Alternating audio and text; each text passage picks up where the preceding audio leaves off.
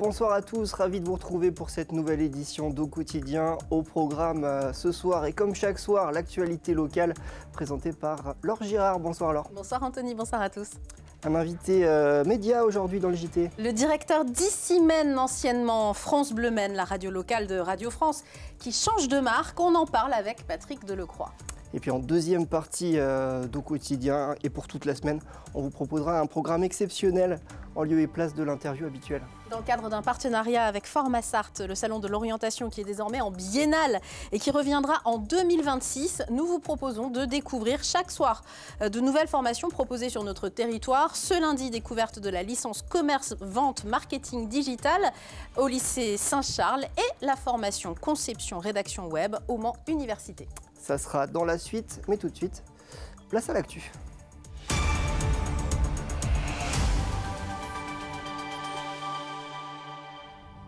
Et au sommaire de l'actualité de ce lundi 20 janvier, un nouvel incendie dans une habitation en Sarthe. Oui, un feu de toiture qui s'est déclaré ce matin à Dunaud, près de Conneré. Nous y étions. Au centre des expositions du Mans, le Geek Life a rassemblé une multitude de passionnés de pop culture, jeunes et moins jeunes, vous le verrez. Et puis, découverte d'un sport insolite, le roller derby, à l'occasion de la première phase du championnat de France ce week-end. Mais on ouvre ce journal avec cet incendie dont vous parliez, Laure.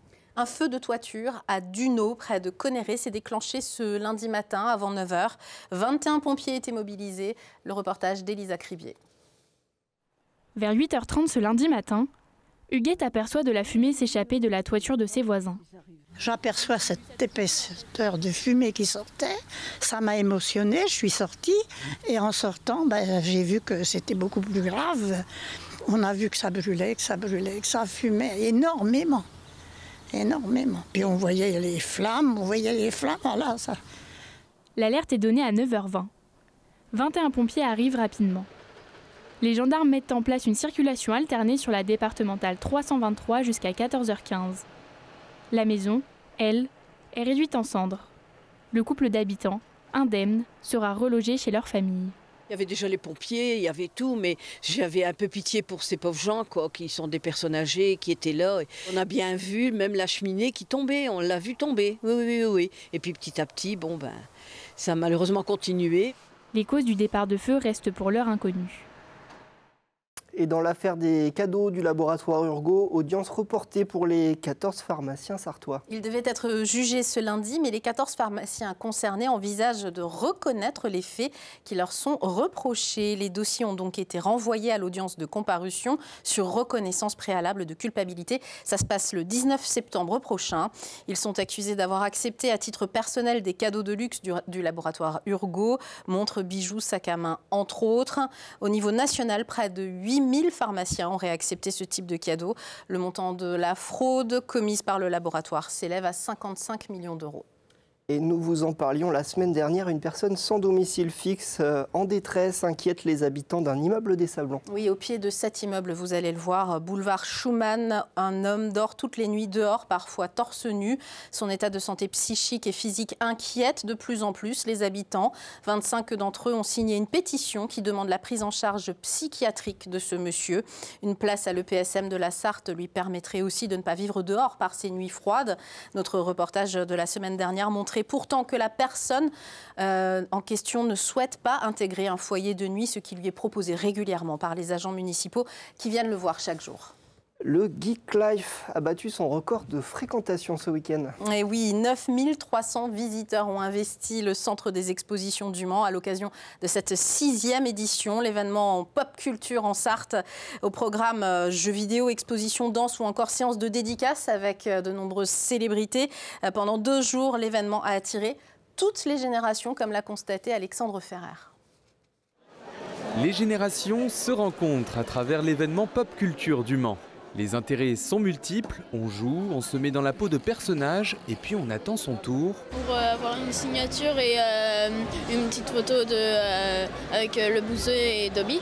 Pour cette 6e édition, les youtubeurs Le Bouzeux et Dobby, ainsi que la chanteuse Hélène Rollès et Jackie attirent les foules. Pour le célèbre animateur télé connu pour Club Dorothée, c'est un moment de partage. C'est toujours sympa quand je fais des dédicaces ou des selfies. La phrase clé, c'est « tu as bercé mon enfance ». Ça, voilà, moi je leur dis « tu as bercé ma vieillesse ». Comme ça on est d'accord.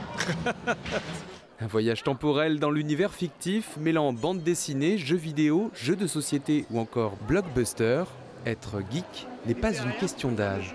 Geek Life se veut et on le travaille, si je puis dire comme ça, pour que tout le monde s'y retrouve. Et nous, on peut avoir jusqu'à 3 générations qui sont ici. Alors avec les invités, par exemple, en effet, il y a des invités plus âgés que d'autres. Jackie, par exemple, qui présentait le Club d'eau, même si les nouvelles générations le connaissent. Mais aussi dans le jeu vidéo, par exemple Mario, il y a le grand-père qui a acheté la NES à son fils, qui est aussi là avec son fils. Et du coup, il y a 3 générations qui ont connu 3 Mario différents. Et ils se retrouvent autour de ce même personnage qui a traversé toutes les époques.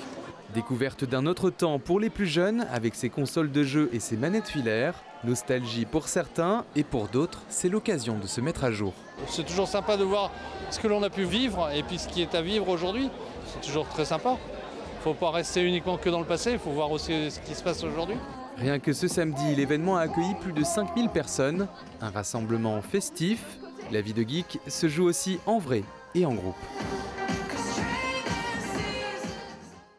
Notre invité est le directeur d'Ici-Men, Patrick Delecroix. Voilà ce qu'on entend le matin sur l'application Ici-Men ou sur la bande FM au Mans 96.0, vous le savez. Écoutez. Ici Matin, en Sarthe, à la radio, à la télé, sur l'appli Ici et tous les réseaux. Nous sommes le 20 janvier, bonjour, bienvenue, bon réveil. Nous sommes le 3e lundi du mois et a priori ce serait le lundi le plus déprimant. Patrick Delecroix, c'est vous qui êtes directeur de cette belle équipe et de cette belle station que les Sartois écoutent depuis déjà pas mal d'années. Ici remplace France Bleu, donc depuis le 6 janvier. En ce qui nous concerne, France Bleu Maine devient donc Ici-Men, vous l'avez compris. Qu'est-ce que ça change pour vos auditeurs, très concrètement? Alors justement, donc c'est un moment important pour nous, puisque une radio qui change de nom, ça n'arrive pas très souvent. La dernière fois on a changé de nom, c'était en 2000, sous l'ère Jean-Marie Cavada, où ça s'appelait Radio France, on est passé à France Bleu. Et donc voilà, ça fait maintenant quelques années qu'on est à France Bleu. Et ce qui change aujourd'hui, c'est cette nouvelle dynamique que l'on essaye d'impulser pour être plus dans l'air du temps et aussi s'ouvrir un peu sur un monde plus moderne que ce qu'on a connu jusqu'alors. Plus numérique. Voilà, plus numérique, plus moderne, en sachant que pour l'explication, donc toutes les France Bleu, donc toutes les 44 radios du réseau de Radio France ont changé de nom, tous le 6 janvier. Donc on a France Bleu Brésil qui s'appelle maintenant Ici Brésil, France Bleu Bourgogne qui s'appelle Ici Bourgogne. Et effectivement, comme vous l'avez dit tout à l'heure. Seule exception, c'est à Paris. Voilà, alors effectivement, il y a une exception, c'est Paris qui s'appelle maintenant Ici Paris Île-de-France. Voilà, donc c'était la petite, effectivement. C'est un détail. Voilà, c'est un détail. Ce qui nous concerne, c'est Ici-Men. Alors il y a des vidéos depuis pas mal de temps. Hein. Ici Matin est partagé avec France 3, ça existe depuis 2019, si je ne dis pas de bêtises. C'est ça. Qui fait quoi au juste? Qui fait la radio? Qui fait les images là, dans cette nouvelle configuration qu'on connaît depuis 2019? Alors on a lancé effectivement les matinales Ici Matin, donc filmées depuis 2019. Maintenant, il y a 37 radios locales qui sont en matinale filmées. Et dans l'organisation de l'antenne, hein, donc nous gardons effectivement, donc ici, Men garde sa ligne éditoriale. Et il y a un éditeur visuel qui est dans nos locaux. Hein, donc l'image, vous connaissez puisque vous maîtrisez. Et ça, c'est un métier effectivement qui n'est pas à notre portée. On n'est pas là pour faire de l'image, on est surtout là pour faire de la radio. Et cela étant, donc l'éditeur visuel a la charge de mettre en image, donc avec une société qui s'appelle Eden Press, les différents sujets que vous traitez. Voilà, et qui est en lien avec France 3. Parce que votre matinale dure quand même de 6h30 à presque 9h, à 8h56. C'est ça. Alors, cette année, on a ouvert la matinale à partir de 6h30 jusqu'à 9h. Ouais. Et donc, le rôle de l'éditeur visuel, c'est de participer à la conférence de rédaction, donc la veille, de préparer les sujets qui vont être traités et éventuellement de les changer au dernier moment, puisque des fois, ça peut arriver, effectivement, il se passe quelque chose de grave dans la nuit, on change les sujets. Alors justement, vous disiez, c'est pas votre métier. Est-ce que vous savez si le public regarde de plus en plus la radio? Est-ce que vous avez des mesures d'audience?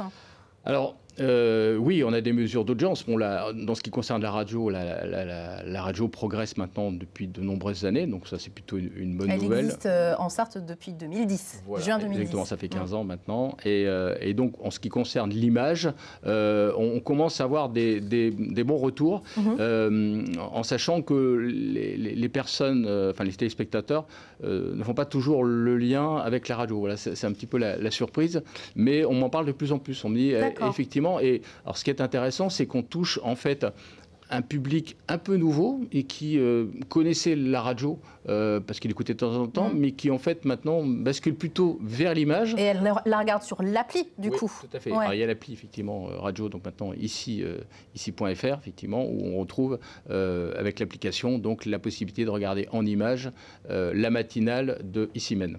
Alors, pour que ce soit clair pour les téléspectateurs, on ne parle pas de fusion entre les entités radio-télé, on parle plutôt de mutualisation de moyens, c'est ça? C'est un partage, en fait. C'est un partage. L'idée, c'est qu'on partage, c'est pour ça qu'on a créé cette marque Ici, puisque c'est un partage entre la radio, maintenant qui s'appelle Ici, et France 3, qui aussi partage cette marque, et donc toutes les locales, toutes les régions de France 3 sont passées sous la bannière Ici aussi. Est-ce que ça permet de faire des économies? Parce qu'in fine, on imagine qu'il y a cet intérêt économique aussi.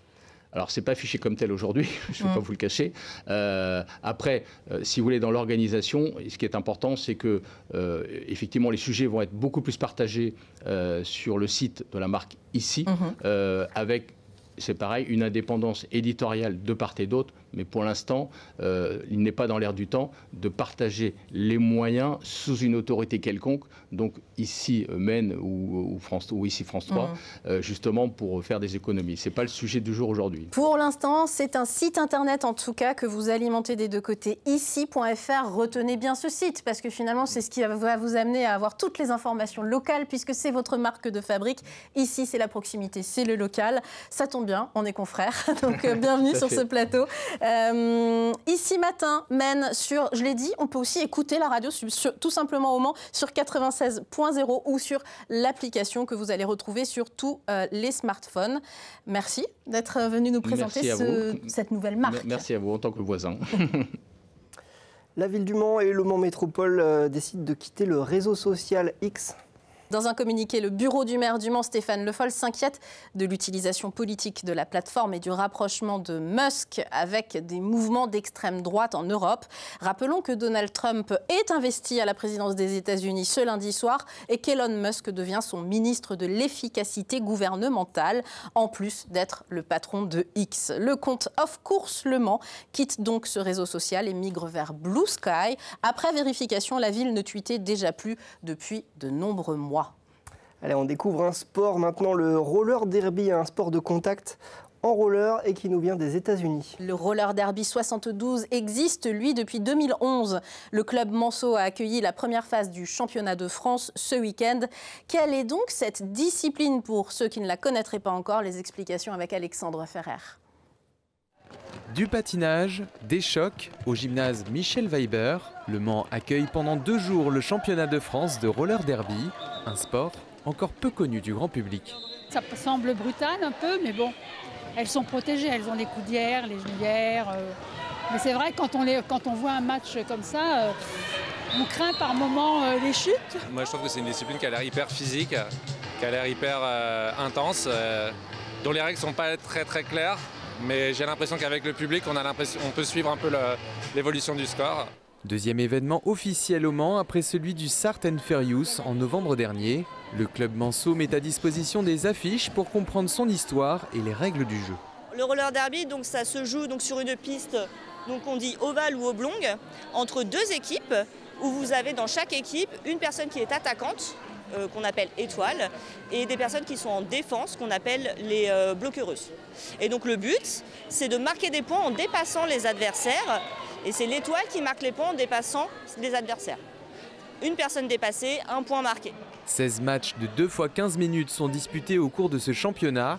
Tess, alias Machine, joueuse dans l'équipe de Limoges, a découvert ce sport par hasard. J'ai travaillé sur le tournage de la série Derby Girl pour France Télé Slash.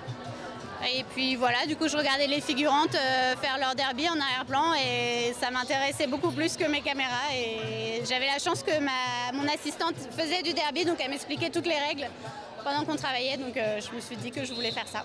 Le roller derby, un sport féministe et inclusif qui évolue depuis plus de 10 ans au Mans. L'association Roller Derby 72 compte à ce jour 53 adhérentes et adhérents. Et on reste dans le sport avec la bonne opération réalisée samedi soir par le Mans FC. Les 100 et or s'imposent 3-1 face à Concarneau en 17e journée de championnat national.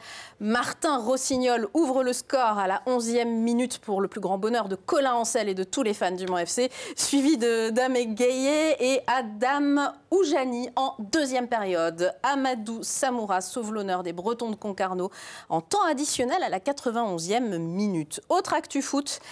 Les places pour le match Le Mans FC PSG du mardi 4 février seront disponibles à partir de ce mardi 21 janvier à 10 h pour les abonnés et dès le lundi 27 janvier à 10 h pour le reste du public. Les abonnés ont donc la priorité cette semaine de mardi à vendredi 18 h avec 2 places à moins 50% et la possibilité d'en prendre 2 autres tarifs grand public. Pour les non-abonnés, les billets seront disponibles le lundi 27 janvier à 10 h avec 2 places maximum par personne. On pense sincèrement que le stade va faire le plein cette fois-ci. Merci beaucoup Laure. Antoine Besson revient évidemment sur toute l'actualité du Mans FC en première partie de 72 Sport. Ça sera à 19 h. Il reviendra aussi sur le Cross West France qui a eu lieu ce week-end du côté de l'Arche de la Nature au Mans. Mais tout de suite, une page de pub, la météo, et puis une interview réalisée par Pascal Brulon pour découvrir de nouvelles filières en Sarthe. Vous verrez ça toute la semaine. Et ce lundi, découverte de la licence commerce, vente, marketing digital du lycée Saint-Charles et de la formation conception rédaction web à l'université du Mans. Nous, on se retrouve demain, même endroit, même heure, 18 h 30 sur LMTV Sarthe. Bonne soirée.